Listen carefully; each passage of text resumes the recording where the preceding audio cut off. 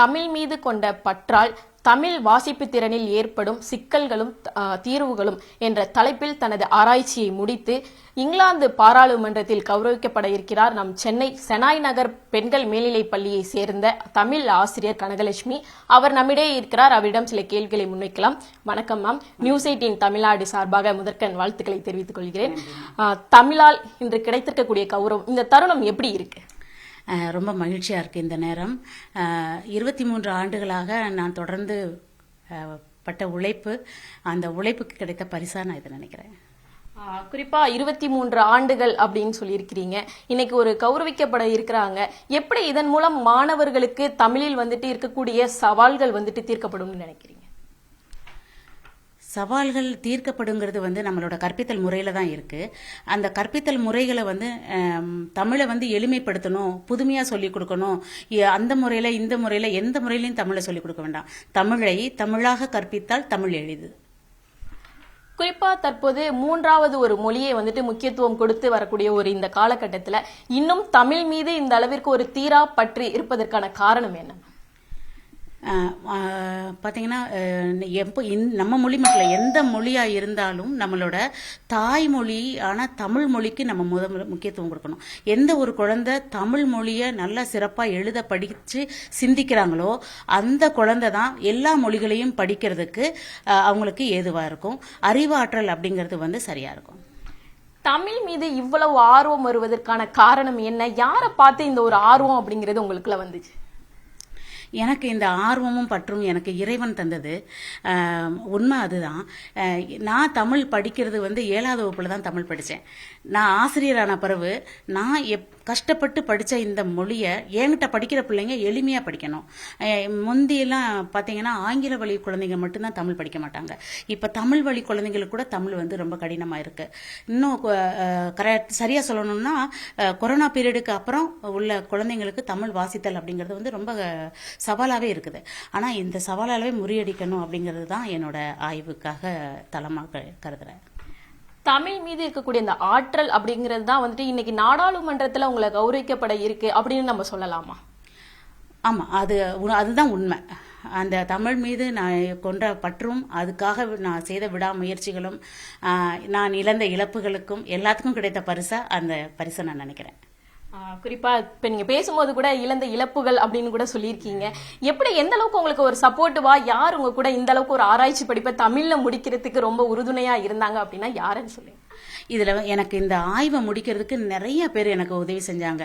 நம்ம தமிழ்நாட்டில் பார்த்தீங்கன்னா என்னோட வழிகாட்டி நிறைய பேர் எனக்கு வழிகாட்டியாக இருந்தாங்க. ஆனால் என்னோட முனைவர் பட்ட வழிகாட்டி ஐயா விஜயராகவன் அவர்கள், இந்திய மொழிகளின் நடுவர் நிறுவனம் பேராசிரியர்கள், அண்ணாமலை பல்கலைக்கழக பேராசிரியர்கள், கேரளா SCRT, தமிழ்நாடு SCRT, அதுக்கப்புறம் நம்ம கல்வித்துறை, எல்லாருமே நிறைய என்னோட பள்ளி தலைமை ஆசிரியர்கள், என் பள்ளி ஆசிரியர் பெருமக்கள் எல்லாருமே ஒத்துழைக்க தான் என்னால் இவ்வளோ பெரிய ஆராய்ச்சியை எளிமையாக கண்டுபிடிக்க முடிந்தது. தொடர்ந்து பணியாற்றுறதுக்கு, ஒரே இடத்துல இருந்து தொடர்ந்து பணியாற்றுறதுக்குன்னு சில சப்போர்ட் வேணும் தானே. அந்த தொடர்ந்து சப்போர்ட் பண்ணுறதுக்கு எனக்கு இறைவன் அருளும் என்னோட உடன் இருந்த பேராசிரியர் பெருமக்கள்லாம் எனக்கு நிறைய உதவி செஞ்சாங்க. ஏன்னா நீங்கள் வித்தியாசமாக பண்ணுறீங்க, புதுமையாக பண்ணுறீங்க, இதுதான் முறை, சரியான முறையில் பண்ணுறீங்க, உங்களுக்கு என்ன உதவி வேணாலும் கேளுங்க அப்படின்றது மாதிரி எனக்கு நிறைய சப்போர்ட் பண்ணியிருந்தாங்க. குறிப்பா தமிழை இப்படி ஒரு ஆராய்ச்சி படிப்பு அப்படிங்கிறது ரொம்ப அரிதான ஒரு விஷயமா தான். ஏன்னா யாரும் இப்ப பெரிய அளவுல பண்றது இல்லை. அப்படி இருக்கக்கூடிய நேரத்துல யாராவது உங்களுடைய நண்பர்களோ இல்ல உறவினர்களோ இல்ல ஏன் தமிழுக்கு இவ்வளவு முக்கியத்துவம் கொடுக்குற அப்படின்னு சொல்லியிருக்காங்களா? நிறைய பேர் என்னை கிண்டல் பண்ணியிருக்காங்க. ஏன்னு கேட்டிங்கன்னா, இன்னைக்கு வரைக்கும் நான் வாடகை காரில் தான் போயிட்டுருக்கேன். என்னைக்கு தமிழ்நாட்டில் பிள்ளைங்கள்லாம் தமிழ் படிக்கிறாங்களோ அன்றைக்கி தான் சொந்த கார் வாங்கி போவேன்னு ஒரு வைராக்கியத்தில் இவ்வளோ நாள் இருக்கேன். அப்போது எல்லாரும் நீ இந்த ஜென்மத்தில் கார் வாங்க மாட்ட அப்படின்லாம் என்னை கிண்டல் பண்ணியிருக்காங்க, கேலி பண்ணியிருக்காங்க. ஆனால் எனக்கு இறைவன் மேலே நம்பிக்கை இருக்குது, என்னோட உழைப்பு மேலே நம்பிக்கை இருக்குது. தமிழ்நாட்டில் எல்லா குழந்தைகளும் மிக விரைவாக பிழை இல்லாமல் தமிழ் படிப்பாங்க. மொழி கற்றலை தற்போது மாணவர்கள் எப்படி அணுகுகிறார்கள் நினைக்கிறீங்க? இந்த மொழி கற்றல் வந்து குழந்தைங்கள்ட்ட ஒரு பயத்தை வந்து பெற்றோர்களும் கொடுக்குறாங்க, அவங்களும் பயத்தோடயே இருக்கிறாங்க. ஏன்னா இந்த கொரோனா பீரியடுக்கு அப்புறம் கற்றல் அப்படிங்கிறதே ஒரு கடினமான செய்தியாக குழந்தைங்க பார்க்குறாங்க. இதில் இருந்து தவிர்க்கணும் அப்படின்னா நம்ம குழந்தைங்கள அடிப்படையில் கொஞ்சம் விளையாட்டுகள், மரபு வழி விளையாட்டுகளை அவங்களுக்கு கொடுத்து அந்த விளையாட்டுகள் மூலமாக சொற்களையும் சொற்றொடர்களையும் நல்லதனமாக பெருக்கி அதுக்கப்புறம் நம்ம பாடத்துக்குள்ளே போனால் அவங்களுக்கு பாடம் எளிமையாக இருக்கும். ஆராய்ச்சி மொழி அப்படிங்கறதா எதிர்காலமா இருக்கக்கூடிய நிலையில தமிழினுடைய பங்கு எந்த அளவுக்கு இருக்கும், உங்களுடைய பங்கு இனி தமிழ் மொழியை பொறுத்தவரை எந்த அளவுக்கு இருக்கும்? என்னோட பங்கு அப்படிங்கிறது தமிழ் மொழிக்கு என்னோட பங்கானது நான் நிறைவு பெற்று முடிஞ்சது. ஏன்னா தமிழில் அடிப்படையில் எவ்வளவு சொல்லிக் கொடுக்கணும், எப்படி சொல்லிக் கொடுக்கணுங்கிறத நான் முழுமையாக ஆய்வு பண்ணி முடிச்சிட்டேன். அந்த முழுமையாக ஆய்வு பண்ணி முடிச்சு ஒரு ஆண்டு ஆகுது. அதனால் என்னோட இனிமே இந்த பணிங்கிறது வந்து பரப்புறது மட்டும்தான். தமிழ் அறிஞர்கள் யாரோ எவ்வளவோ பேர் இருக்கக்கூடிய நிலையில உங்களுக்கு ரொம்ப பிடித்த அறிஞர்கள் அப்படின்னா நீங்க யார சொல்லுவீங்க? என் பக்கத்து வீட்டு கவிஞன் பாரதி. எதனால அவரை ரொம்ப பிடிக்கும் உங்களுக்கு? இல்லை, அவர் வந்து எட்டயபுரம் தான் எனக்கு சொந்த ஊர்.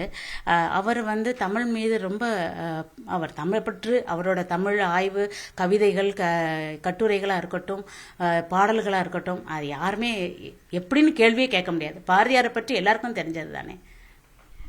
குறிப்பா பேசும்போது 7ஆம் வகுப்புல இருந்து தமிழ் மீது ஒரு ஆர்வம் வந்துச்சு அப்படின்னு சொன்னீங்க. அந்த 7ஆம் வகுப்பு அப்படிங்கும் போது வந்துட்டு ஏதாவது ஆசிரியர்களை பார்த்து, ஏன்னா நமக்கு சின்ன வயசுல ரொம்ப பிடித்த ஆசிரியர்கள்லாம் இருப்பாங்க, அவங்கள பார்த்து வந்துச்சா? எந்த ஆசிரியரை பார்த்து வந்து? எனக்கு வந்து 7வது வகுப்பில் வந்து விஜயராணின்னு ஒரு மேடம் இருந்தாங்க. அவங்க தான் எனக்கு முதல்ல வந்து தமிழை வந்து அதாவது பரீட்சை எழுதியிருந்ததில் நான் தப்பாக எழுதியிருந்தாலும் அதெல்லாம் அடிச்சு அவங்க எழுதி எனக்கு நிறையா மார்க் போட்டிருந்தாங்க. அப்போ தமிழில் நான் ஒரு 80 மார்க் வாங்கியிருந்தேன். எனக்கு அது ரொம்ப வியப்பாக இருந்துச்சு, தமிழில் நம்ம 80 மார்க் வாங்கியிருக்கோமான்னு. அதுக்கப்புறம் தான் அந்த ஆசிரியர் என்னை பக்கத்தில் உட்கார வச்சு சொல்லி கொடுத்தாங்க. அதன் அடிப்படையில் எனக்கு தமிழ் மேலே படிக்கணும் அப்படின்ற ஆர்வம் அந்த 7வது வகுப்புல ஏற்பட்டது. மாணவர்களுக்கு தற்போது இந்த படிப்பு அப்படிங்கும்போது உங்க பள்ளியில் இருக்கக்கூடிய மாணவர்களுக்கு எந்த அளவுக்கு நீங்க வந்துட்டு ஒரு முக்கியத்துவம் கொடுத்து அவர்களுக்கு வந்துட்டு நீங்க பாடத்தை கற்பிக்கிறீங்க? என்னோட வகுப்புல எனக்கு தரக்கூடிய மாணவர்களை வந்து அனைத்து மாணவர்களையும் எழுத படிக்க வச்சுதான் அடுத்த வகுப்புக்கு நான் அனுப்புவேன். லாஸ்ட் ஒரு கொஸ்டின் மேம், தொடர்ந்து பல்வேறு விஷயங்களையும் தெரிவித்ததில்ல, இன்று கௌரவிக்கப்பட இருக்கிறாங்க இங்கிலாந்துல நாடாளுமன்றத்துல. எப்போது வந்துட்டு கௌரவிக்கப்பட இருக்காங்க, அதற்காக அப்ளை நீங்க எதுவும் பண்ணியிருந்தீங்களா, இல்ல யார் சார்பாக அது தேர்ந்தெடுக்கப்பட்டது? இது வந்து அந்த கிரைடான் தமிழ்ச்சங்க உறுப்பினர்கள் வந்து கிட்டத்தட்ட ஒரு 17 ஆண்டுகளாக என்னை தொடர்ந்து என்னோட தமிழ் பணியை பார்த்துக்கிட்டே வராங்க. அப்போ இப்படி ஒரு நிகழ்வு பண்ணும்போது அவங்க என்னை தேர்ந்து எடுத்தாங்க. இதில் யாருமே அப்ளிகேஷன் போடலை, இது ரெக்கமெண்டும் பண்ணலை. எனக்கு இது தானாக வந்த பரிசு. தமிழ் இன்று வந்து பெரிய அளவுல உலக அளவிலையும் திரும்பி பார்க்க வைக்கக்கூடிய அளவுக்கு ஒரு ஆராய்ச்சியை முடிச்சிருக்கக்கூடிய நிலையில தமிழ்நாடு முதலமைச்சர் இல்ல பள்ளி கல்வித்துறையினுடைய அமைச்சர் சந்திச்சாங்களா, பேசினாங்களா, என்ன சொன்னாங்க? நேற்று மாண்புமிகு கல்வித்துறை அமைச்சர் அவர்கள் கூப்பிட்டு ரொம்ப பாராட்டினாங்க, ரொம்ப மகிழ்ச்சி அடைஞ்சாங்க. இந்த பயணத்துக்கு ரொம்ப பத்திரமா போயிட்டு வரணும், நீங்கள் இன்னும் நிறையா தமிழ் சேவை செய்யணும் அப்படின்னு அவங்க கூப்பிட்டு பாராட்டினதுக்கு அப்புறம் தான் இன்னைக்கு நீங்கள்லாம் வந்து இப்படி பேட்டி எடுக்கிறீங்க. நிச்சயமாக உங்களுடைய கனவு நினைவாகும்.